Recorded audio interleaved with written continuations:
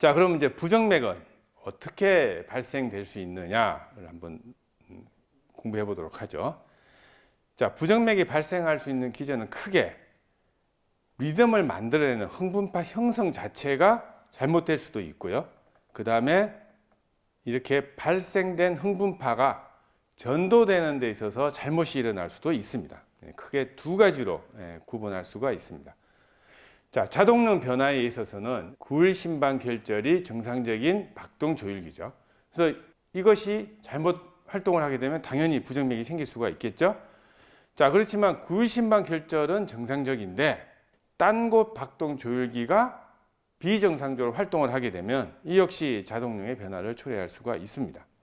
혹은 이제 그 허열이나 심근경색과 같이 조직에 어떤 손상을 입었을 때 국소적인 비정상적인 자동능이 발생할 수가 있게 됩니다. 이런 경우를 다 자동능 변화라고 우리가 통칭 얘기할 수가 있습니다.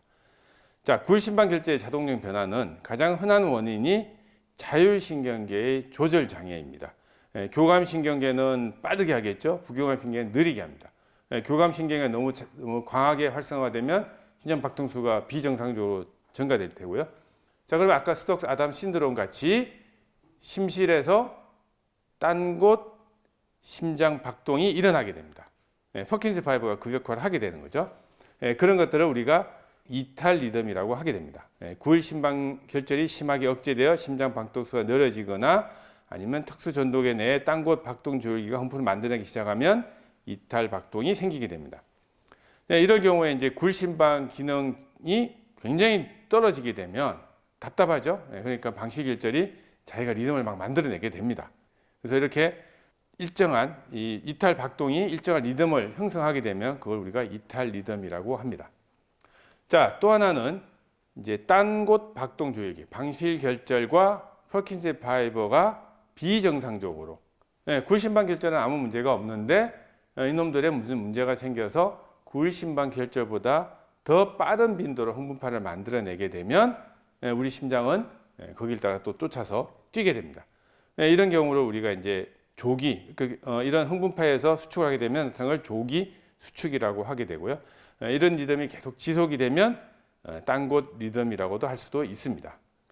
자, 이런 딴 곳 박동 조율기가 나타날 수 있는 것은 교감신경계 활성도 증가나 저산소증이나 허열, 전해질 불균형, 디지탈리스 중독 이런 곳에서 나타날 수가 있습니다.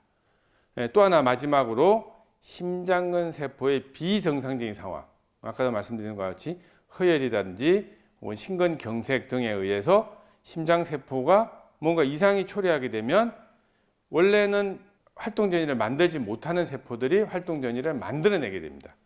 그나마 방실결절이나 퍼킨스 파이버 같은 경우는 기본적으로 심장박동을 만들 수 있는 능력을 가지고 있지만 심장 근육, 심실세포는 그렇지 못합니다. 그렇지만 손상을 입게 되면 얘들도 자동능을 만들어낼 수 있게 됩니다. 특히 이제 이런 스스로 이런 흥분파를 만들어내는 그 빈도수가 구울심방결절보다 더 빠르게 일어나게 되면 박동 조율기로서 작동을 하게 되겠죠. 자, 이런 현상이 생기는 이유는 세포막이 굉장히 리키해지면서 정상적인 이온 투과성이 보장이 안 됩니다. 그 때문에 양이온들이 세포 밖에 있는 양이온들이 세포 내로 들어오게 되어서 탈분극이 일어나서 그런 상황이 벌어질 수도 있습니다.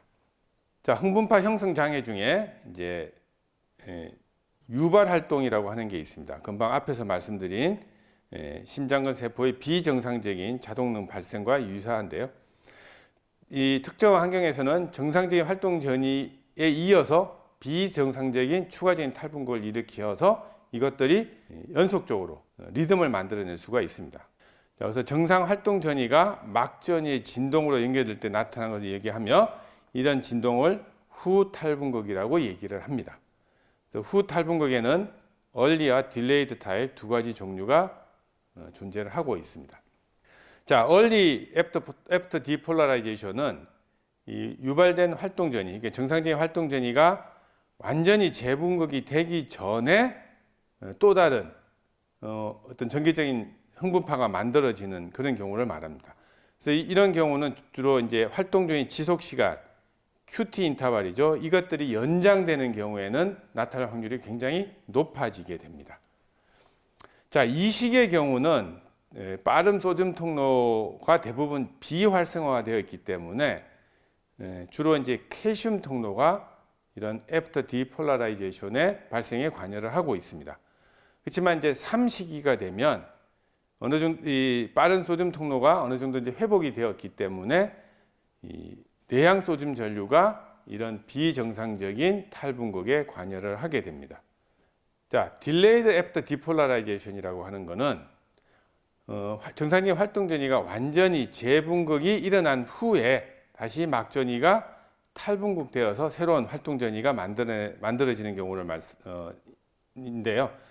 이런 경우는 디지탈리스 중독이라든지 혹은 교감신경 활성화가 굉장히 심한 경우에 생길 수가 있습니다.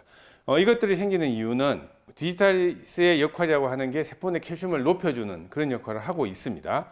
교감신경 활성화되면 역시 세포 내 칼슘 유입이 증가되기 때문에 세포 내 칼슘 농도가 올라가 있습니다. 자, 이렇게 세포 내 칼슘 농도가 증가되게 되면 우리 정상적인 세포는 세포 내 칼슘을 제거하기 위해서 소듐 칼슘 익스체인지가 작동을 하게 됩니다.